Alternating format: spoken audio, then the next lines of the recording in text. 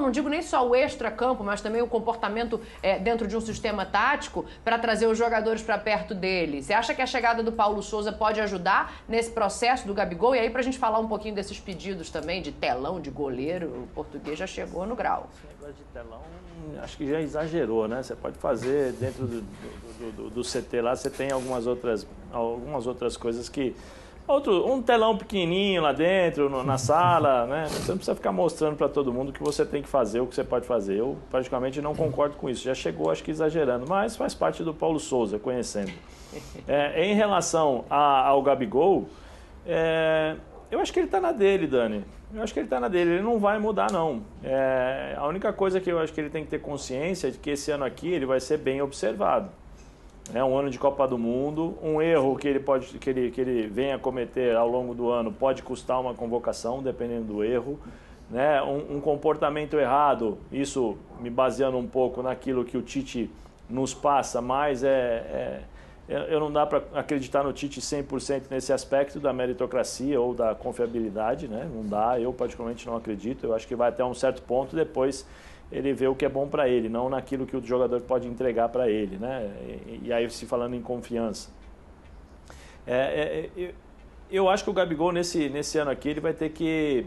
Primeiro porque ele está ficando mais velho. Segundo porque ele vai assumir um posto no Flamengo, com o passar dos anos, né? Ele vem assumindo um posto no Flamengo em que a responsabilidade ela é maior. A responsabilidade que eu falo não só de resolver os jogos fazendo gols, mas a responsabilidade de se comportar e de ser uma referência, né? Então isso pesa bastante para uma Copa do Mundo. O Paulo Souza é um cara exigente. O Paulo Souza não vai ficar olhando, o Gabigol é o Gabigol, o jogador da massa. Ele pode até saber disso, mas se ele tiver que tirar, se o Gabigol não fizer o que o Paulo Souza pedir, o Paulo Souza vai tirar. O Paulo Souza tem uma personalidade, ele não olha para ninguém, ele vê o trabalho dele, o que é bom para ele. E não o que o jogador está achando que é bom para o jogador, entendeu? Eu acho que não vai ter esse negócio de tirar tirar e sair chutando copo, tirar e ficar fazendo bico, tirar e ficar colocando o colete para fazer um estilo de personagem, olha, não gostei. O Paulo Souza não é desse tipo de história, não é adepto a esse tipo de coisa, não. O Paulo Souza eu conheço, é um cara bem sério, nervoso, né? Nervoso, né? Fala o que tem que falar, não pensa duas vezes, né? E exige comprometimento e respeito. Então, eu não sei se vai ter isso. Eu acho que o Paulo Souza pode acrescentar muito ao Gabigol nesse aspecto. Em relação à Europa, eu não vejo o Gabigol pensando na Europa, não. O Gabigol está pensando no Brasil, até porque ele sabe dessa possibilidade da Copa do Mundo e vai trabalhar, talvez no ano junho, julho, que seria a possibilidade de um aporte financeiro maior, né? Porque esse mercado agora, no final do ano, para os clubes europeus, eles não têm o budget, né? O dinheiro realmente para contratar. São contratações pontuais. Então eu vejo o Gabigol mais pensando na Copa do Mundo e esperando lá na frente. Fala, Facinca, o que você achou aí desse Paulo Souza que chega na sexta-feira já, né? Na segunda começa o trabalho. Ele fala muito dessa posição de goleiro, que é a prioridade, segundo ele, para a temporada. A gente já debateu aqui a renovação de contrato do Diego Alves, a gente sabe que tem ali também o Hugo, e ainda assim ele quer a contratação de um goleiro. Então dá a entender que essa contratação de um goleiro é para que ele seja titular, né? Bom, e fala-se no nome do Neto, que para mim chega para ser titular. O Neto é muito bom goleiro, apesar de não ter tido espaço, até porque, para mim, se mexeu mal no mercado europeu.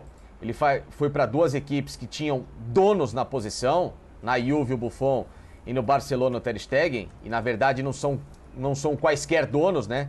São baita de dois goleiros gigantescos, né? Tanto o Buffon como o Ter Stegen, mas ele é um cara que tem muito bom nível, que ele apresentou no Valência, é um cara que trabalhou, inclusive, nessas duas frentes, né, de clubes que têm referenciais, então deve ter aprendido bastante com esses caras, chega mais novo que o Diego Alves e tem mais recursos que ele.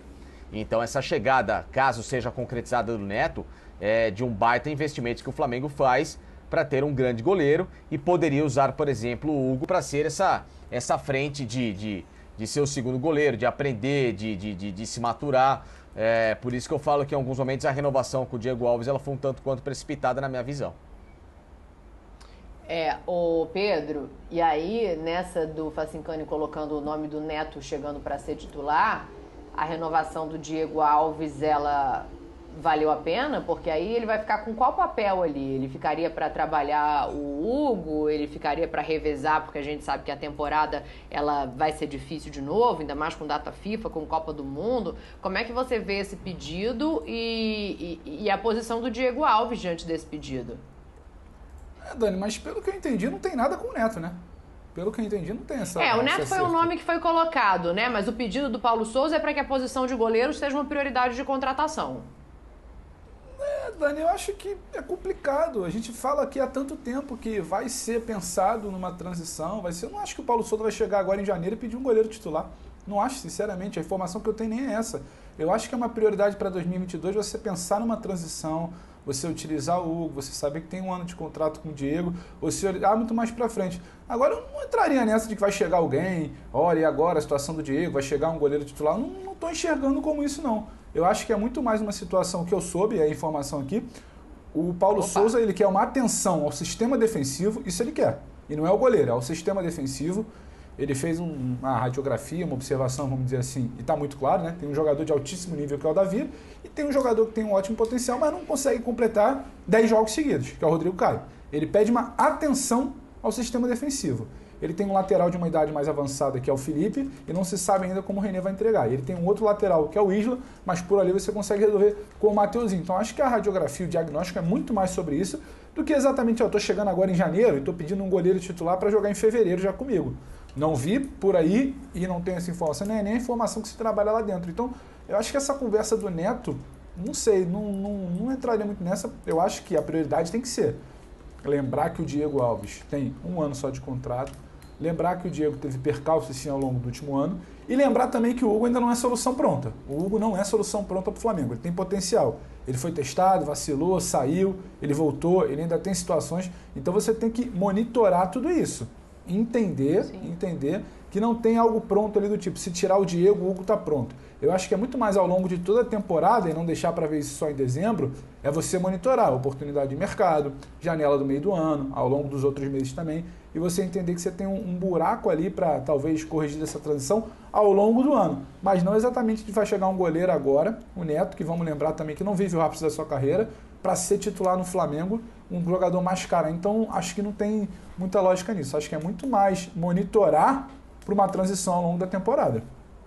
Você acha que é isso, Zé, pelo que você conhece ali do Paulo, é uma mentalidade diferente do que seria a nossa, né? Você está contratando agora, é para jogar agora, é para se encaixar agora, que ele já chega pensando a médio, longo prazo no trabalho dele no Flamengo? É difícil falar em trabalho de médio e longo prazo no futebol brasileiro, né, Dani? É difícil. Ele pode até ter pensado, né? Ele falou assim, não, vou pensar um trabalho de longo, médio, curto, né? Mas no Brasil não dá para você pensar isso, até porque a gente sabe que, ainda mais no Flamengo, que é um ambiente particular, né? Porque quando você ganha, você é levado aos céus, né? E quando você perde, você vai para o inferno, porque o pessoal, a pressão é muito grande e a gente sabe como é que funciona isso. Então, não sei como ele vai trabalhar, não sei como falaram para ele ou passaram para ele a imagem do futebol brasileiro em relação a esse tipo de situação. Ele vai ter uma certa garantia? Vai. Qual é o tempo dessa garantia? 6 meses? 3 meses? Ninguém sabe, ninguém sabe. É difícil de dizer, até porque a prioridade era o Jorge Jesus. Ele vai trabalhar com esse peso, o Marcos Braz vai trabalhar com essa sombra, por mais que eles tentem agora se desvencilhar, né? Não, até não falam mais o nome do Jorge Jesus, né? Não sei por que isso, porque o que será que aconteceu entre Marcos Braz, o Spinel e o Jorge Jesus, para que essa relação de amor virasse ódio, né? Porque do jeito que as coisas saíram, da forma como as coisas saíram, essa paixão do Jorge Jesus, ela acabou de forma abrupta, né? Então ele vai trabalhar com isso, Dani, vai trabalhar com esse tipo de situação. Sinceramente eu não sei, eu prefiro esperar, porque eu não sei se isso também estão embutindo na conta do Paulo Souza, entendeu, Dani? Agora joga tudo no Paulo Souza, é o Paulo Souza, e depois não conseguem assumir essa questão de vamos fazer a renovação, entendeu? Porque é mais fácil agora você falar que é o Paulo Souza.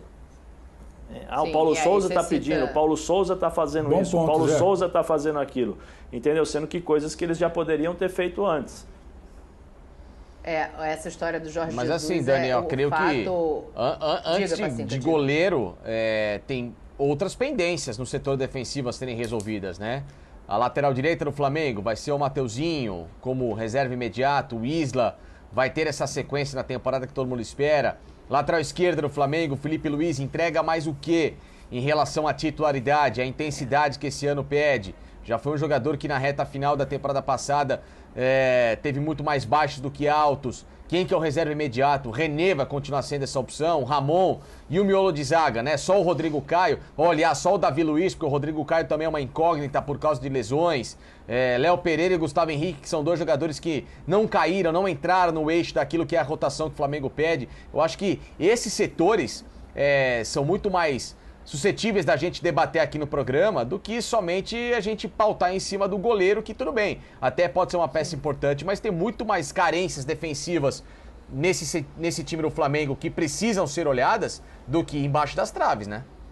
E tem outros lugares ali para olhar, né, que no sentido de renovação, não renovação, a compra do Thiago Maia agora 15 milhões de euros, aí tem outras peças, por exemplo, o Andrés Pereira, que o empréstimo vence no meio do ano, o Kennedy, que o empréstimo vence no meio do ano. O que passa a ser prioridade, Zé? E você concorda com essa luta do Flamengo aí para comprar o Thiago Maia? Você acha que ele vale esses 15 milhões? Desculpa, eu tô ficando meio já velhinho já, né? Eu passei dos 45. Esse ano vai fazer 46. O Zé já tá meio velhinho. E assim, a idade já não, né, a memória já não funciona tanto, porque a gente também... A minha nunca funcionou, Zé. E a gente lê também muitas coisas, né, que saem ainda mais nesse período e se eu não me engano, por favor, me corrijam.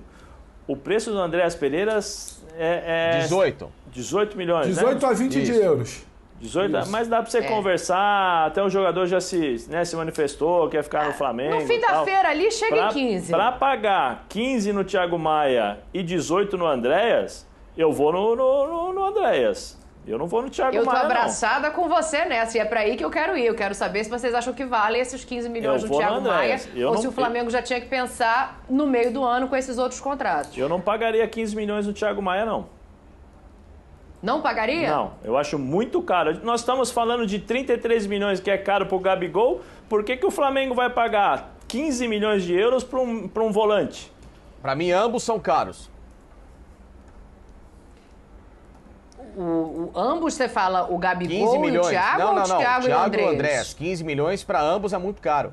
Acho que o Flamengo tem que barganhar muito mais em cima de ambos, porque por mais que eu veja o Andrés com muito potencial, até potencial de seleção, não tô brincando aqui não, eu acho esse menino muito talentoso, mas ele precisa demonstrar isso dentro de campo, né? Não é só ele ser um cara de lapsos com esse potencial, ele tem que ter a sequência. E ele nunca teve a sequência como jogador para valer mais de 15, 20 milhões de euros, na minha visão. Nunca teve, nunca. Nem no Manchester, nem no Valência, em lugar algum.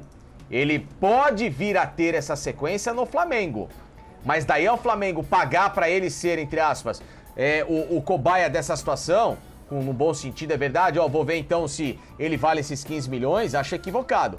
O Flamengo tem que barganhar muito mais para ter o Andréas, até pelo que aconteceu na final. A gente sabe que é difícil um jogador se recuperar de um baque tão grande, de um erro tão grave como foi o dele. Então o Flamengo precisa analisar muito bem o que vai valer em relação a contratar o Andrés Pereira de novo. Eu faria um esforço para contratar? Sim, mas não a de 15 milhões, muito menos 18.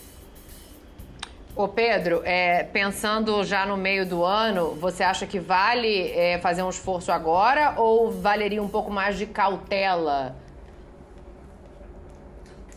Dani, eu acho que o Flamengo claramente ele decidiu que ele precisa fazer uma contratação. Ele precisa reforçar, ele precisa adquirir o direito de algum volante, que é para não ter o risco, por exemplo, de final de contrato, perder uma peça importante no meio do ano, uma situação assim. E a prioridade pelo Thiago Maia, eu acho que vale até a gente checar certinho, porque não seriam 15 milhões de euros. Eu acabei de receber essa informação aqui, Convertido para o reais é entre 25 e 30, não mais que isso, o acordo total. Convertido para reais, não é nem de euros. Peraí que isso muda tudo. Vamos fazer essa correção direito aqui, Pedro. Faça você então, porque isso muda tudo diante da informação que a gente tinha. A informação é que o valor do Thiago Maia não é 15 milhões de euros. Inclusive, até pela idade dele, pagar isso num volante seria uma insanidade. É um acordo entre 4 e 4 milhões e meio de euros para pagamento, depois teria uma compensação. Chegaria ali entre 25 e 30 milhões de reais, mas não passaria nem perto desse valor de 15 milhões de euros. Então, é só para pautar certinho para a gente acabar não se confundindo.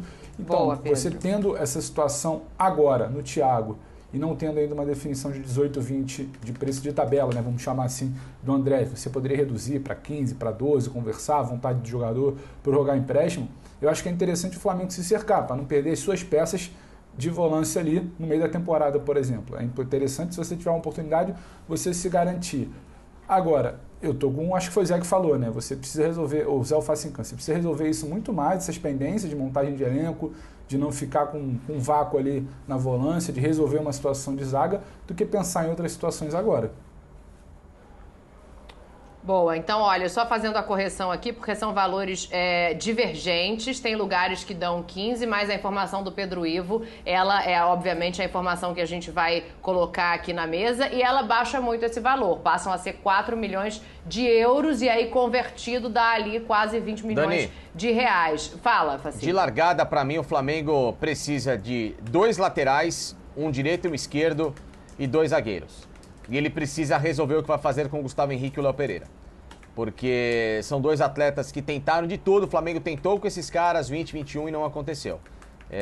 Então assim, e não se mostraram seguros, né? Quando entraram no setor defensivo do Flamengo.